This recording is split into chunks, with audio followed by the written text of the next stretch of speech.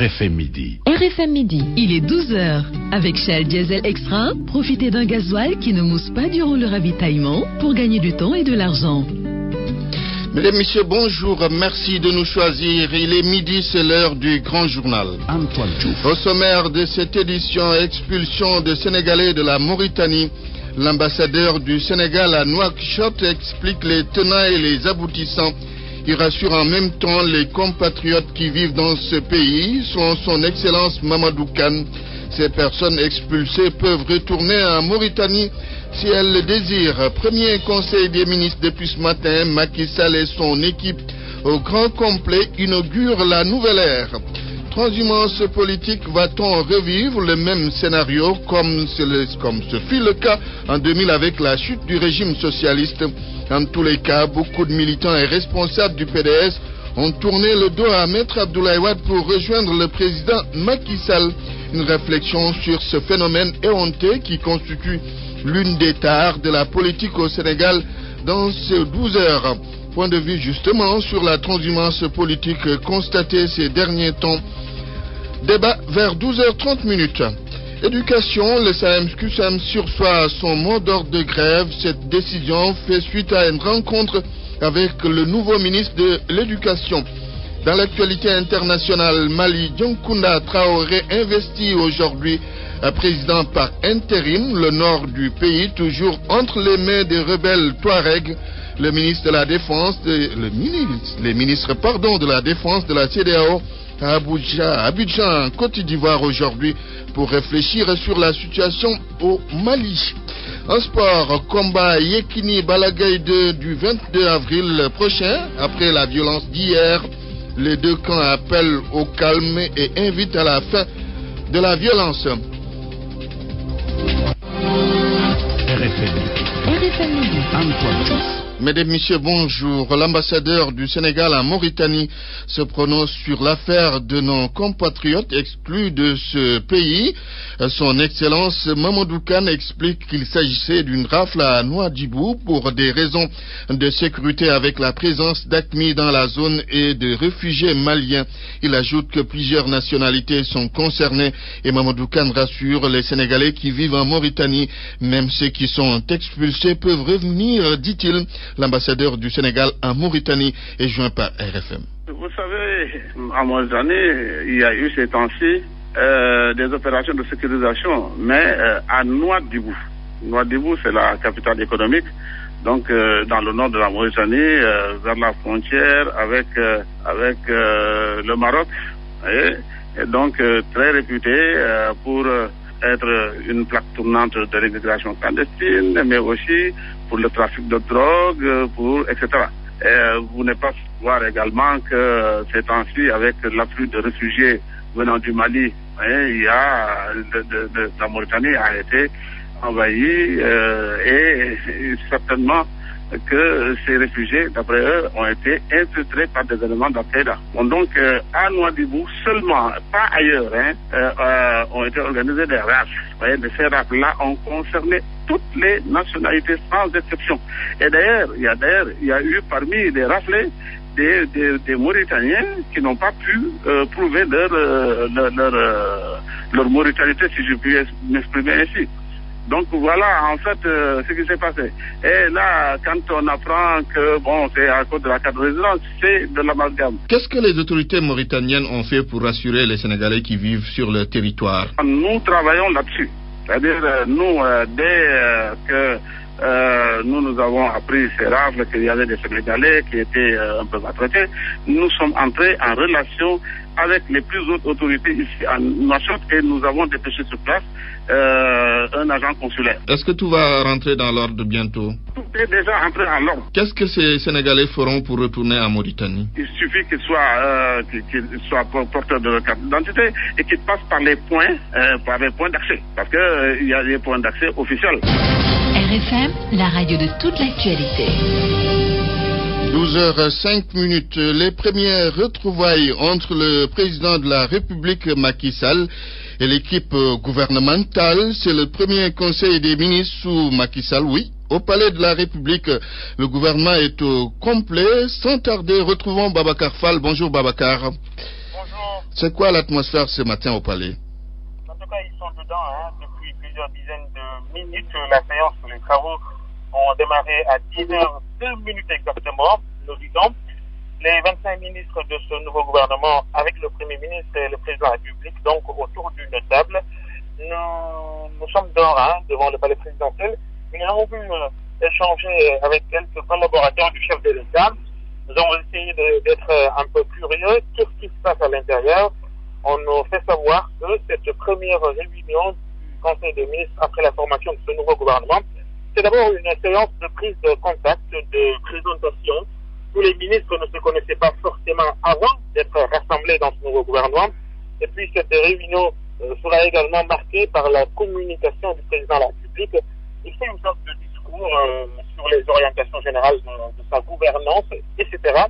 Les ministres vont à leur tour recevoir sans doute quelques petites leçons sur la méthodologie qui sera utilisée dans le travail gouvernemental. Et nous attendons bientôt la fin de cette première réunion du Conseil des ministres du gouvernement Macky Sall. Après les travaux, ce sera pour toute famille et puis sans doute quelques interviews avec les nombreux journalistes placés devant le palais présidentiel. Merci Babacar Fall. Passation de service au ministère de la Justice, c'est à 16h aujourd'hui même. Passation de service également au ministère de l'Intérieur à 17h. Ousmane Gom cède sa place à Mbaye Ndiaye au ministère de l'Intérieur. Cela suscite encore des commentaires de la part de certains acteurs politiques. Mais du côté de la coalition au Sénégal, on soutient qu'à défaut d'avoir un ministre de l'Intérieur qui n'est d'aucune chapelle politique, il faut renforcer la commission électorale nationale autonome Sénat et puis créer un organe qui sera chargé d'assurer la concertation entre acteurs politiques, de veiller également de suivre le processus électoral. Voici le chargé des élections de Walou Askanou Sénégal ou à Sénégal, Ndiaga Sila, joint par RFM. Nous avons estimé que le Sénégal, en un certain moment, avait installé une tradition qui voudrait qu'on place donc à la tête du ministère de l'Intérieur, ministère en charge des élections, donc une personnalité neutre. C'est ainsi que nous avons connu juste avant 2000. À la tête de ce ministère, on a vu nommer un général et ensuite, après l'alternance, cette tradition s'était poursuivie avec la nomination de notre général à la tête du ministère de l'Intérieur jusqu'en fin 2003. Malheureusement, par la suite, cette tradition a été rompue. Alors aujourd'hui, nous venons en fait donc de rompre une nouvelle fois à cette tradition en nommant donc un ministre politique à la tête de ce département. Je pense que si en fait donc le ministre politique devrait rester donc au département en charge des élections, il faudra nécessairement qu'on puisse renforcer les pouvoirs de l'actuelle donc commission électorale nationale autonome, mais à côté aussi instituer un organe donc chargé de la concertation, chargé aussi de veiller et de suivre le processus électoral, comme c'est le cas avec le comité de veille. Maintenant, je pense que fondamentalement, nous avions préconisé au sein des assises nationales de la mise en place donc d'une autorité indépendante chargée de préparer, d'organiser les élections en sus effectivement de ses pouvoirs de contrôle et de supervision. Ndiaga Sila de l'Alliance Diof Diol est membre de la coalition Walou Askanou Sénégal. Le PDS a perdu beaucoup de militants depuis la chute du régime d'Abdoulaye Wade. C'est la transhumance politique comme on en a connu en 2000 après la perte du pouvoir par les socialistes. Aujourd'hui, sans gêne, c'est la ruée de responsables libéraux vers l'APR de Macky Sall. La réflexion de Makouma Mbodji. On croyait la pratique dépassée tellement elle cause la honte chez ceux qui observent. C'était mal connaître cependant une certaine catégorie d'hommes politiques sénégalais. De cela, habitués aux ors et lambris du pouvoir, à toutes ces commodités que procurent certaines fonctions. La perspective de les perdre a chez certains fait tomber toutes les barrières qu'imposent la loyauté, la constance et la conviction. Les procédés sont riches et variés. Pour Decamps, ancien socialiste du reste, il faut créer un pôle libéral autour de Macky Sall. Défense de rire. Il est un moment où Macky Sall, justement, avait véritablement besoin d'un pôle autour de sa personne. Et ce que l'on entend maintenant était plutôt occupé à préserver leur prébande. Pour d'autres, leur fidélité n'est pas envers le parti, mais plutôt à l'égard de sa constante, Maître Wade. Or, la constante ne gère plus qu'un parti en lambeaux. Une façon d'ouvrir les portes et de préparer l'opinion à un retournement de Kazakh. Si ce ne sont des amitiés soudaines que se découvrent certains avec le président Sall. Celui qui remporte la palme de la déloyauté et cet adjoint au maire de Mbacké qui déclare au cours d'un meeting de ralliement avoir travaillé pour Macky en étant dans le PDS. Sous d'autres cieux, cela s'appelle lâcheté et couardise.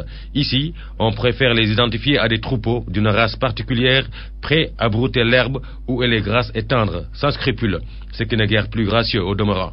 Ce sont les membres du parti de Macky Sall qui devraient se faire du souci. Qui a trahi peut encore trahir. Ces politiciens sans vergogne portent en eux les germes de la peste politique qui a eu raison du PDS. Les mêmes causes ne produiront que les mêmes effets. Nos politiques ne changeront décidément jamais. RFM, fréquente modulation 94.0, la radio en puissance. Éducation, le SAEMS-QSEMS sursoit son mot d'ordre de grève et de débrayage tout en maintenant la rétention des notes et le boycott des compositions. Cela fait suite à une rencontre avec Ibrahima Sall, le tout nouveau ministre de l'Éducation, qui trouve légitimes les revendications des enseignants. Écoutons Mamadou Lamine Dianté, secrétaire général du SAEMS-QSEMS, au téléphone de Daouda Diouf. Nous avons profité de cette rencontre pour expliquer nos doléances au nouveau ministre de l'Éducation, qui naturellement, n'ayant pas encore fait de passation de service, a dit ne pas pouvoir prendre de décisions solennelles par rapport à nos revendications, mais il juge ces revendications totalement légitimes.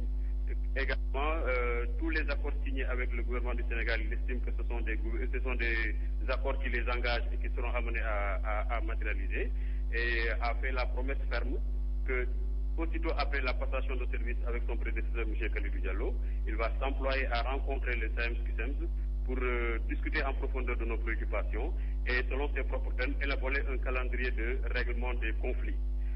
À ce titre, nous avons demandé à ce que cela soit élargi à l'ensemble des organisations syndicales enseignantes. Maintenant, nous avons rendu compte à nos instances de base, aussi bien départementales que régionales. La majorité a décidé que le SAEMS-QSEMS sursoit à ses mots d'ordre de débrayage et de grève momentanément d'ici à la passation de service et à la promesse de rencontre avec le ministre de l'Éducation. De ce fait, nous accordons une présomption de bonne foi aux nouvelles autorités, mais également nous prenons à témoin la Banque mondiale, la COSIDEP et la coalition éducation et action, afin que véritablement cette promesse soit tenue au bénéfice de l'école publique sénégalaise. Dans la région de Fatick, nous parlons de ces traversées apocalyptiques du bras de mer qui séparent le village de Ngamejor à celui de Ndjirda. Les écoliers qui font ce trajet à pirogue sont souvent victimes d'accidents et face aux dangers quotidiens, leurs parents, soucieux de leur sécurité, réclament la construction d'un pont pour une amélioration des conditions sécuritaires et d'études de leurs enfants. Fatick, Youssouf Bodian. Des jeunes élèves, majoritairement des filles, vêtues en tenue bleue, les pantalons relevés, pataugent dans la boue pour rejoindre la terre ferme. Cette bonne humeur contraste avec le danger qu'ils côtoient quotidiennement. Amining, élève en classe de 3e. Chaque jour, on passe ici, on se lève à 6h. Avant qu'on arrive au CM, ça fait 8h30. Et si on vient, les profs nous renvoient. Pour traverser ici, il y a tellement de problèmes. C'est pas sûr. Parce qu'avant de monter sur la pirogue, tu peux tomber dans l'eau, tous tes bagages se cassent. Et au minimum, dans l'année, on peut dépenser 3 fournitures. Parce qu'on n'a pas d'argent. 95 élèves du village de Ngadior parcourent tous les jours environ 3 km, traversent à bord d'une pirogue pour rejoindre leur collège situé à Djirda. Les parents d'élèves inquiets veulent qu'une solution soit trouvée. La solution définitive, si on pouvait avoir un pont pour rejoindre les deux villages, et ça ce serait mieux, dans la mesure où le trajet est un peu trop difficile, donc le pont est le moyen le plus adéquat. Un projet de construction d'un pont serait en gestation selon Batara Diom, PCR de Djirda. Les perspectives l'objectif c'est de construire un pont au niveau de cette traversée. Et nous sommes en pourparlers avec notre partenaire ActionAid. C'est déjà planifié pour cette année et je pense qu'avec l'effort du partenaire et avec l'effort du conseil rural, on pourra y arriver. Youssef Bodian-Ngadjor, Radio Futur Média. Dans la région de Kaffrine, on a noté un réel problème de déficit d'infrastructures sanitaires. C'est une révélation du service régional de la statistique et de la démographie. Selon l'étude faite à ce propos, il n'existe qu'un seul hôpital pour une région qui compte plus de 550 000 habitants. Mamadou Amardion. La région de Kaffrine souffre d'un manque criard d'infrastructures sanitaires. C'est le résultat issu des études menées par le service régional de la statistique et de la démographie. Selon le chef de ce service, Kaffrine prenne les pieds dans ce domaine. Mamadou Dafé. On note un manque criard en matière d'infrastructures sanitaires et aussi en matière de personnel de santé. En 2010, on notait un hôpital pour l'ensemble de la région, c'est-à-dire un hôpital pour les 558 041 habitants, alors que pour les normes, on doit avoir un hôpital pour 150 000 habitants. On avait un poste de santé pour 12 978 habitants, alors que les normes, c'est un poste de santé pour 10 000 habitants. On a une case de santé pour 279 021 habitants, alors que pour les normes, on devait avoir une case de santé pour 50 000 habitants. Malgré ce déficit infrastructurel, le service régional de la statistique et de la démographie estime que les résultats ont été satisfaisants en 2010 concernant le secteur sanitaire. Le taux de décès maternel était de 3 000 en 2010. Le taux d'accouchement assisté, qui était de plus de 70%. Donc là, ça dépassait même les résultats qu'on avait au niveau national. Parce qu'au niveau national, on était à peu près 48% de taux d'accouchement assisté. Et en matière de lutte contre le paludisme également, on a de très bons résultats. La situation économique et sociale de la région de Kaffrine en 2010 indique une région à dominante rurale et une population jeune. Kaffrine, Mamadou Amar John, RFM. L'actualité internationale. Bonjour, Diana Bassédouba. Bonjour, Antoine Diouf. Mali d'abord, John Kounda Traoré est officiellement le président par intérim. Oui, président par intérim pour au moins 40 jours. Il a été investi ce matin à Bamako. Kounda Traoré a affirmé être conscient d'être le président d'un pays en guerre. Il a appelé les groupes armés à revenir dans les rangs. Prochaine étape de la transition malienne, la nomination d'un premier ministre. Un gouvernement d'union nationale doit également être formé. Les modalités de la transition doivent être définies lors d'une réunion ce week-end à Ouagadougou entre le président burkinabé Blaise Compaoré, la classe politique et l'ex-junte malienne. Parlons toujours du Mali, Antoine. Retenez que les ministres ouest-africains des Affaires étrangères et de la Défense se réunissent aujourd'hui à Abidjan pour débattre de la situation au Mali. La CEDEAO brandit toujours la menace d'une intervention militaire pour établir l'intégrité territoriale du Mali.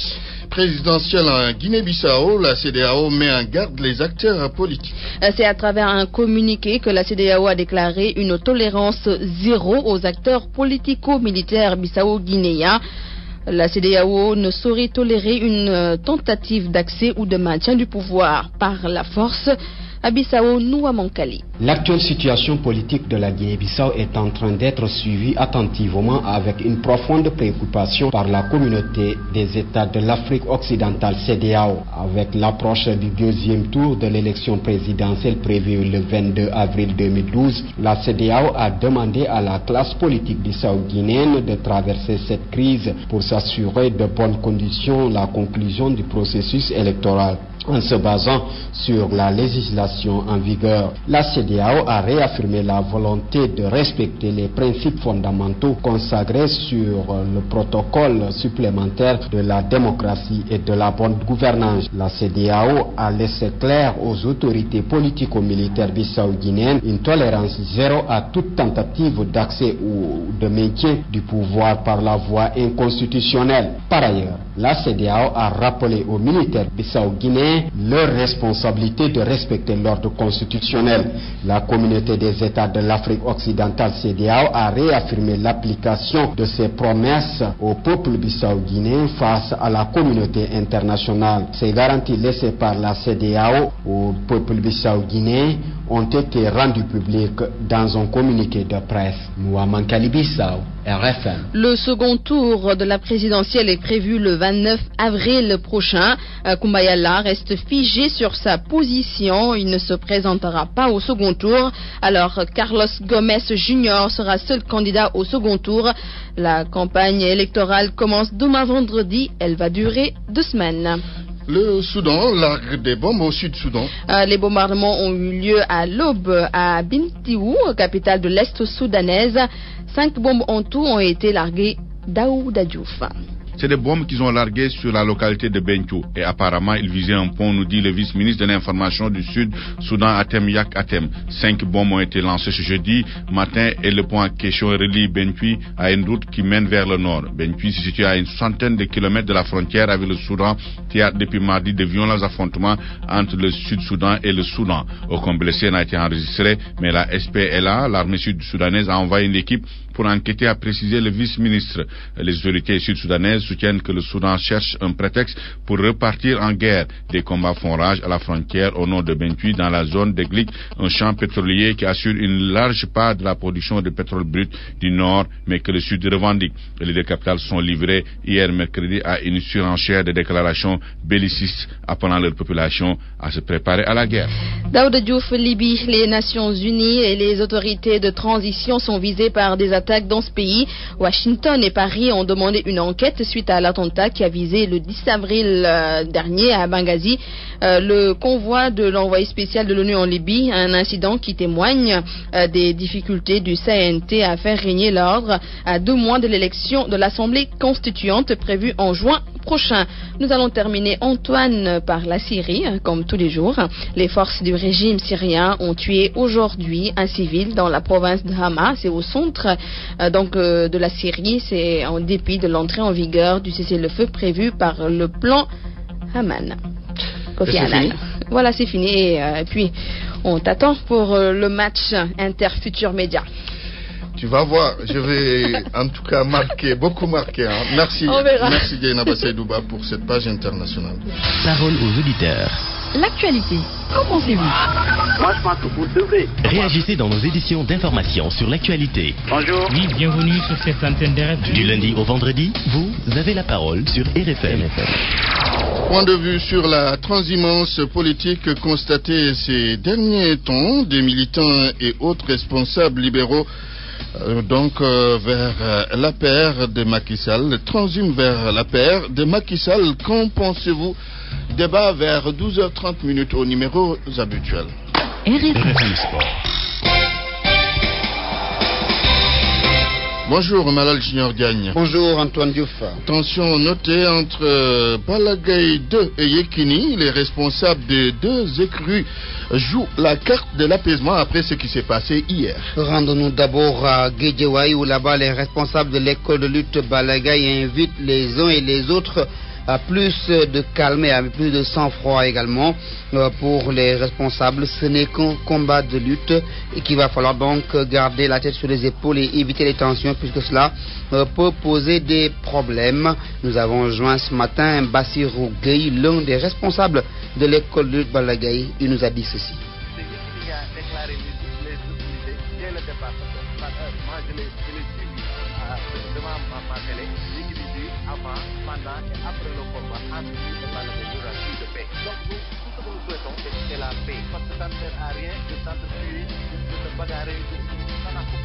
Ça ne fait que nous retarder. Donc, le Sénégal ne s'arrête pas au 22 avril. Il faudrait qu'on passe à l'avenir. Ça ne sert à rien de se bagarrer. Ce que nous souhaitons, en tout cas, je parle au nom de toute la population de la banlieue, ce que nous souhaitons, c'est la paix et rien que la paix. Rien que la paix. Nous avons joint également ce matin Cheikh Ndao de l'écurie de Ndakaru. Nous a promis de réagir par rapport à cette invite à la paix, mais pour l'instant les responsables de l'écurie de Ndakaru rencontrent le promoteur Luc Nicolai pour tenter de trouver une solution à cette vague de violence qui accompagne cette affiche qui est pourtant, Antoine Diouf, une très belle affiche, puisque Yahya Diop Yekini et Balagaï numéro 2 sont des lutteurs confirmés avec beaucoup de talent et de classe. Un combat en tout cas très attendu par les amateurs. Nomination du nouveau ministre des Sports, El Hadj Malick Gakou prend les rênes de ce département dès cet après-midi. C'est à 17h au point E. Abdoulaye Makhtar Diop va donc passer le témoin à son successeur El Hadj Malick Gakou, l'ancien président de Guédiawaye Football Club, un homme du milieu du sport, va donc diriger ce département. Il y a beaucoup d'attentes par rapport à sa nomination. Nous reviendrons sur cela. À noter également la sortie de Papa Thiaw, l'ancien international qui a fait partie de la génération de 2002, qui joue actuellement à Niary Tally, qui s'est prononcé au micro d'RFM concernant la situation actuelle du football sénégalais. Il a jugé le niveau bon pour la Ligue 1 et la Ligue 2.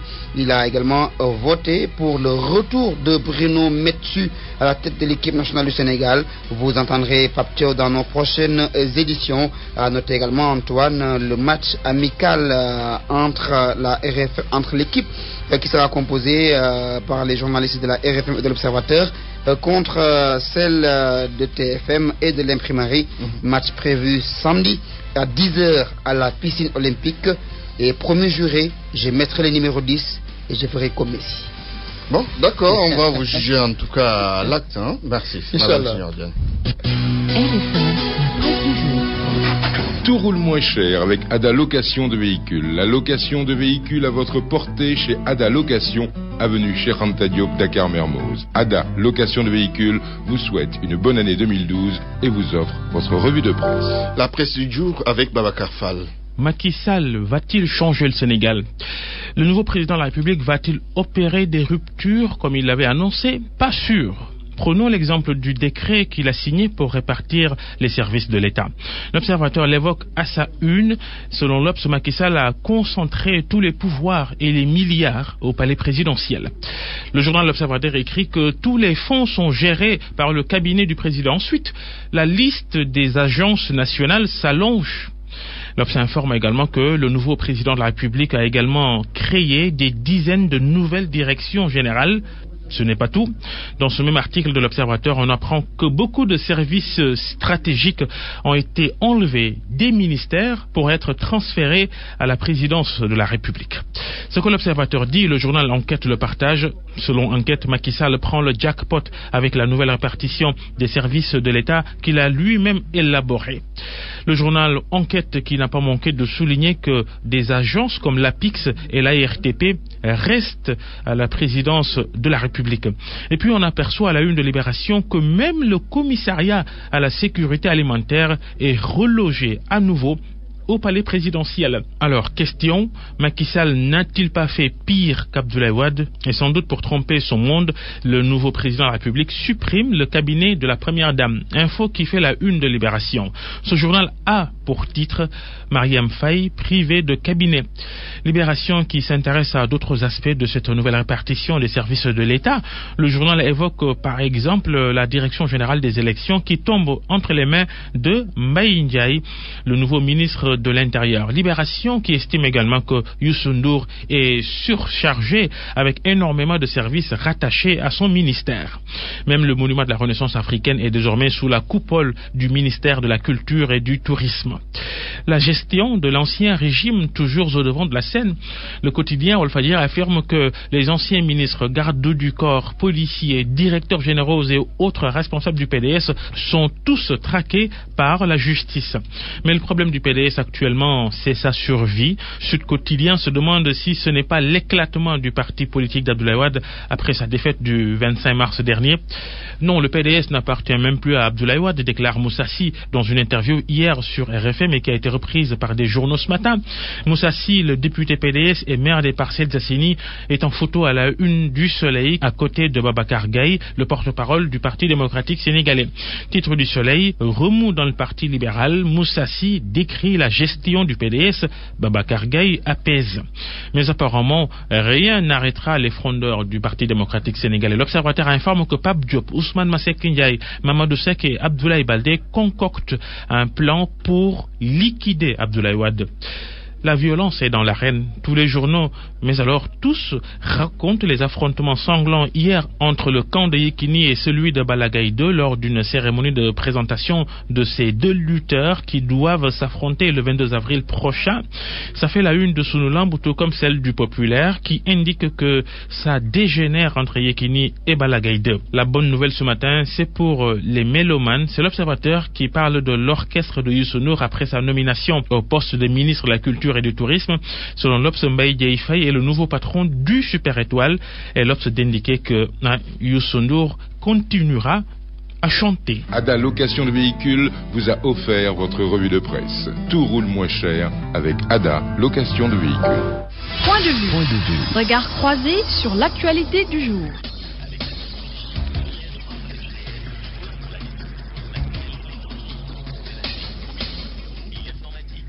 Point de vue sur la transhumance politique constatée ces derniers temps. Des militants et autres responsables libéraux vont vers la paire de Macky Sall. Qu'en pensez-vous? Appelez au 88 828 14 14 ou bien au 33 841 0026 si vous appelez de l'étranger. Parole aux auditeurs. L'actualité, qu'en pensez-vous? Nous avons en ligne Madame Awa Fall Diop. Bonjour. Vous êtes la présidente des femmes d'AJ-PADS de Mamadou Diop de Croix. Il y a également Bachir Diawara, membre du PDS. Bonjour Bachir. Bonjour Antoine. Je commence par Madame Awa Fall Diop. Alors, Madame, qu'est-ce que vous pensez de la transhumance ces derniers temps? Comme je le disais tout à l'heure, des militants et autres responsables libéraux vont vers la paire de Macky Sall. Quel est votre point de vue sur ça? Merci beaucoup. Mais je voudrais d'abord préciser que je suis effectivement Madame Awa Fall Diop, présidente du mouvement national des femmes de AJ-PADS, dont le secrétaire général est bel et bien M. Lanning Savané. Lanning Savané, excusez-nous, Madame, c'est important. Tout à fait. Oui. Alors, si nous analysons le mot transhumance, donc c'est un mot qui est dérivé donc du vocabulaire, disons, de l'élevage. Et transhumer, cela veut dire qu'on est avec un troupeau quelque part. On a fini de brouter l'herbe, il n'y a plus d'herbe là-bas. Et donc, on va se déplacer vers un autre lieu où il y a beaucoup plus d'herbe, donc à brouter. Et j'appelle ça de l'opportunisme. De l'opportunisme, oui. C'est vrai que c'est devenu malheureusement une tradition dans le landerneau politique au Sénégal. Mais de mon point de vue, c'est un comportement qui manque d'éthique, qui manque de responsabilité et qui manque de courage. Est-ce que ce n'est pas très facile d'être avec un pouvoir qui tombe et après on change? Mais c'est la raison pour laquelle je dis que c'est un comportement qui manque de responsabilité, qui manque d'éthique et qui manque de courage. Et comment le combattre? Être en politique, il y a deux positions possibles. Soit on est au pouvoir, soit on est dans l'opposition. Quand on est dans l'opposition aujourd'hui, il faut travailler pour être au pouvoir. Mais quand on est au pouvoir, il faut s'attendre à retourner dans l'opposition. Et c'est justement cette alternance de position entre pouvoir, n'est-ce pas, et opposition, mais c'est cette alternance-là qui fait partie de la démocratie. On ne peut pas dire que je serai toujours au pouvoir. Personne ne peut toujours être au pouvoir. Parce que ceux qui changent de camp parce qu'ils ont perdu le pouvoir, mais ne le font même pas sur une base politique, ne le font même pas sur une base idéologique, ne le font même pas sur une base de programme, mais ils le font simplement parce que là où ils bouffaient quelque chose, il n'y a plus rien à bouffer, donc ils se transportent vers d'autres pays, n'est-ce pas, où il y a quelque chose à bouffer. C'est irresponsable. Oui. Ce n'est pas citoyen et ça manque totalement d'éthique et de morale. Très bien. Merci, Madame Awa Fall Diop, présidente des femmes d'AJ-PADS de Landing Savané. Bachir Diawara, alors, quelle est votre opinion sur ce phénomène qu'on décrit, considéré quelque part comme étant une tare dans la politique sénégalaise? Merci beaucoup, Antoine. Moi, je suis d'avis que la transhumance politique est un phénomène trop gênant pour l'éducation morale des enfants. Il ne faudrait pas qu'à travers ces actes que je voudrais qualifier en tout cas d'indigne, que les enfants s'en inspirent pour penser que la voie du salut, la voie de la réussite sociale résulte en tout cas d'une certaine versalité dans ses choix et options politiques. Ça, c'est la première chose. Et c'est tout un faisceau d'interrogations qui aujourd'hui est devant nous, les acteurs politiques, toutes sensibilités confondues. Il me semble important de réfléchir sur la pertinence de la mise en place d'un observatoire national pour la préservation de l'éthique et de la morale politique. À l'instar de ce qui s'est passé à l'Assemblée nationale, il y a une loi qui, quelque part, condamne la transhumance, qui fait perdre le mandat d'un député qui veut changer de camp. Je pense qu'on devrait mener une politique expansionniste au niveau des autres formations politiques, de la société civile, un peu partout. C'est ce que vous proposez comme solution. Au-delà même de tout cela, on ne devrait pas, à mon avis, renier à sa conviction profonde, parce que pour moi, l'engagement politique repose sur des options, sur une conviction profonde, et nullement, on ne devrait pas, sur la base de la préservation des intérêts cryptes individuels, bassement matériels, renier systématiquement, n'est-ce pas, à ces convictions. Je pense que là, c'est un sérieux problème de dignité, de manque de dignité dans l'épreuve.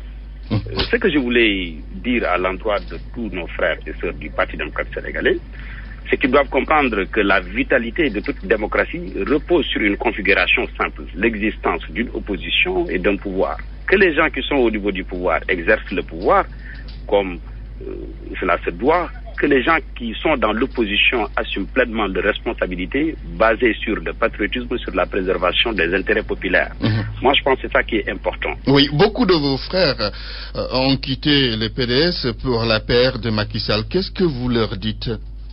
Moi, je pense que ceux-là qui ont quitté manquent quand même manque de vision claire par rapport à l'authenticité libérale.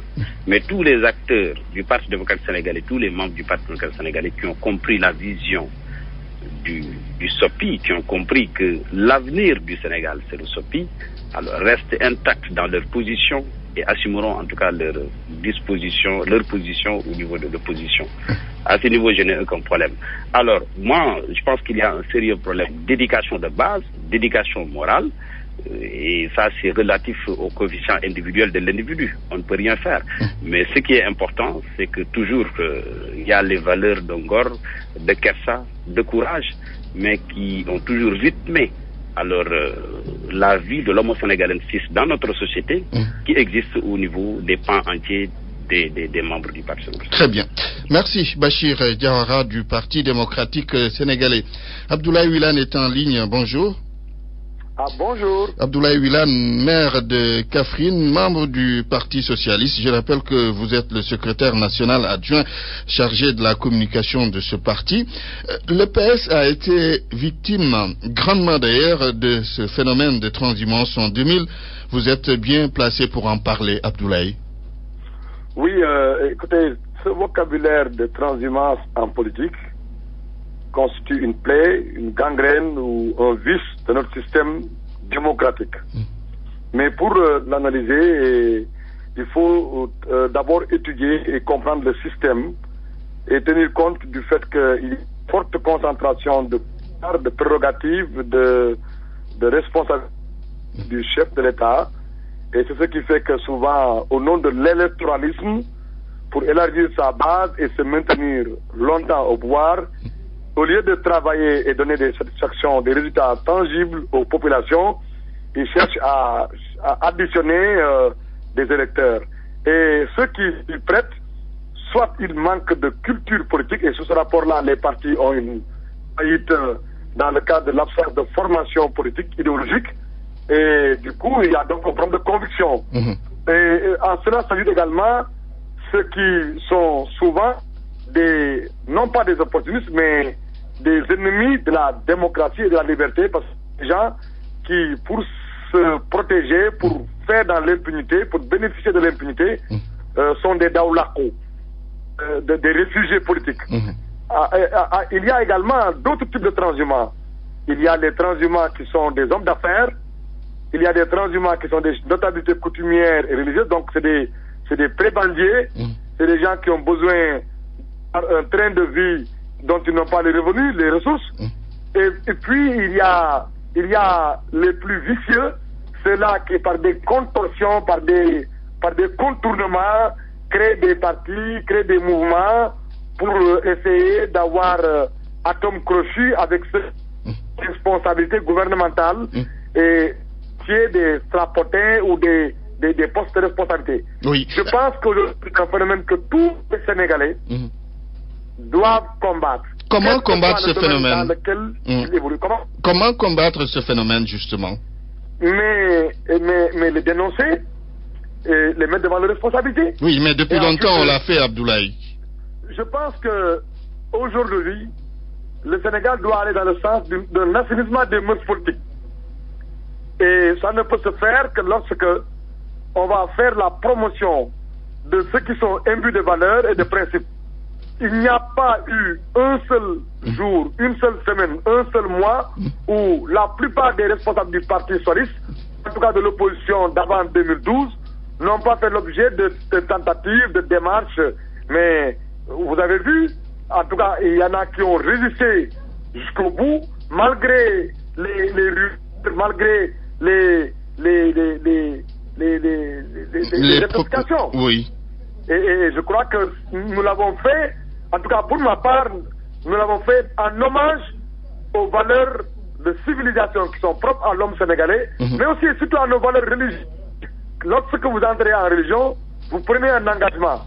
Vous assumez vos responsabilités en restant fidèle à votre choix. Et ainsi, vous êtes un homme responsable. Et c'est pourquoi moi je pense que ceux qui sont capables de changer de camp politique sont capables de renier leur religion. Oui.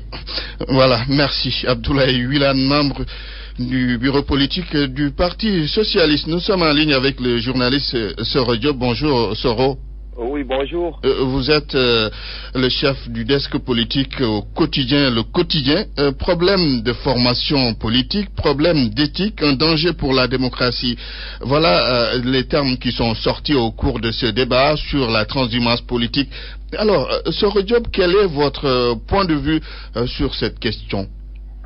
Oui, de la transhumance politique, il faut dire que c'est la posture, l'attitude la plus abjecte, la plus vile, la plus corrosive dans le champ politique sénégalais. Je pense qu'il n'y a pas de lieu d'aller loin. C'est unanime que la transhumance est aux antipodes de l'éthique. Aujourd'hui que l'on réclame l'éthique au cœur de la République, je pense que cette image hideuse de la transhumance doit être complètement bannie du champ politique sénégalais. Je pense que les transhumants, on en a quand même, l'histoire récente nous a appris ce que la transhumance est et ce qu'elle peut apporter. La transhumance politique est particulièrement improductive. Parce que vous voyez ce qui a un peu joué de manière corrosive dans le régime précédent qui vient de disparaître, c'est en particulier cette transhumance, cette image hideuse. Vous voyez quand le président de la République, l'ancien président Abdoulaye Wade, au dernier moment de son pouvoir, on ne voyait autour de lui que des transhumants. C'est-à-dire que tous les gens qui avaient combattu à côté de lui ont été particulièrement exclus du champ politique. Même son directoire de campagne était particulièrement happé par des transhumants. Oui. Au bout du compte, cela s'est avéré particulièrement improductif parce que ça renvoie une image particulièrement négative aux yeux des Sénégalais. Oui, et Soro, on n'a pas parlé des responsabilités des uns et des autres. Alors, je dis qu'on n'a pas parlé des responsabilités des uns et des autres. Il y a ceux qui transhument, oui, mais il y a également ceux qui acceptent de les recevoir. Mais je pense que aujourd'hui la question justement elle doit être posée à cet angle, sous cet angle-là, beaucoup plus d'ailleurs ceux qui acceptent de les recevoir. Je pense qu'aujourd'hui que le président Macky Sall a placé l'éthique au cœur de son action et de son projet politique, il n'est pas question que l'on revoie certains transhumants aux côtés de lui à plus forte raison que de leur confier des responsabilités. Ce n'est pas bon pour la politique, ce n'est pas bon pour l'héritage que l'on doit laisser aux générations sénégalaises. Je pense que ce n'est pas bon également pour pour l'image même du pouvoir qu'il postule, des changements qu'il postule au niveau en particulier de l'exercice de son pouvoir. Je pense qu'un transhumant, vraiment, ce n'est pas un transhumant qui peut lui être utile en quoi que ce soit. Parce que ces gens-là, s'ils étaient utiles, s'ils étaient productifs, ils n'allaient pas transhumer, ils allaient pouvoir assurer la victoire au président sortant du camp dans lequel ils viennent.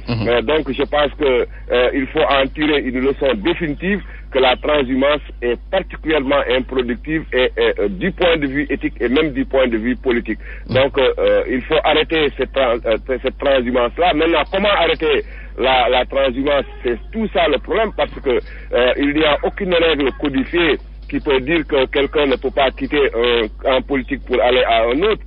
C'est une question d'image individuelle. Quelle est l'image individuelle? Mais également c'est une question de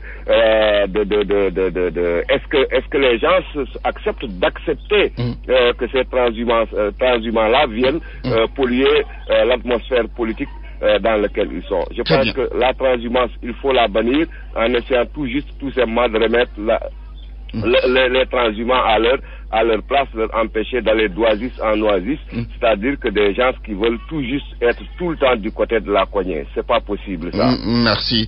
Sœur Diop, je vous remercie. Je rappelle que vous êtes journaliste au journal quotidien, chef du desk politique de ce journal. Merci à tous ceux qui ont participé à ce débat.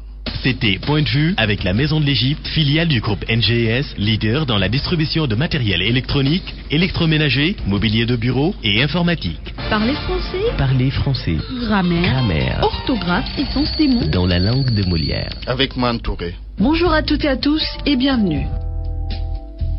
Professeur Laman May, pour la leçon du jour. L'homonymie. Intéressons-nous aussi à hiberner et hiverner. Ces deux mots sont des doublets et sont issus du même verbe latin hibernare. Hiverner. Hiberner s'emploie pour certains animaux comme la marmotte ou le loir. Quant à hiverner, il est plus général et signifie passer la mauvaise saison à l'abri. Merci et à demain pour la suite. RFM Midi. RFM Midi, la météo. Des nuages pouvant occasionner des pluies faibles seront notés sur les régions Est, Kédougou et Tambacounda, mais également Matam au nord. Ailleurs, le ciel sera passagèrement nuageux, à l'exception de la frange côtière. La sensation de chaleur sera observée sur le reste du pays avec des pics qui vont dépasser 39 degrés dans le triangle Matam, Kédougou et Kolda. C'est la fin de ce grand journal. Je vous rappelle les titres. Antoine Diouf. Expulsion de Sénégalais de la Mauritanie. L'ambassadeur du Sénégal à Nouakchott explique les tenants et les aboutissants et rassure les compatriotes qui vivent dans ce pays. Son Excellence Mamadou Kane déclare que ces personnes expulsées peuvent retourner en Mauritanie. Le premier conseil des ministres depuis ce matin, Macky Sall et son équipe au grand complet inaugurent la nouvelle ère. Transhumance politique, va-t-on revivre le même scénario comme en 2000 avec la chute du régime socialiste? En tous les cas, beaucoup de militants et responsables du PDS ont tourné le dos à Maître Abdoulaye Wade pour rejoindre le président Macky Sall. Éducation, le SAEMS-CUSEMS sursoit à son mot d'ordre de grève. Cette décision fait suite à une rencontre avec le ministre de l'Éducation. Dans l'actualité internationale, Mali, Nkunda Traoré investit aujourd'hui président par intérim, le nord du pays toujours entre les mains des rebelles Touaregs. Les ministres de la Défense de la CEDEAO se réunissent à Abidjan en Côte d'Ivoire aujourd'hui pour réfléchir sur la situation au Mali. Et puis en sport, au combat à Yekini Balagaï 2 du 22 avril. Après la violence d'hier, les deux camps appellent au calme. Journal présenté par Antoine Diouf, à la technique Alun Diassé et à la réalisation Daouda Diouf. Régisseur d'antenne Pape Oumar Diaw. 13h, retrouvez El Hadj Hassan Gueye pour l'édition en Wolof. Tout de suite, Dialgati Hibar.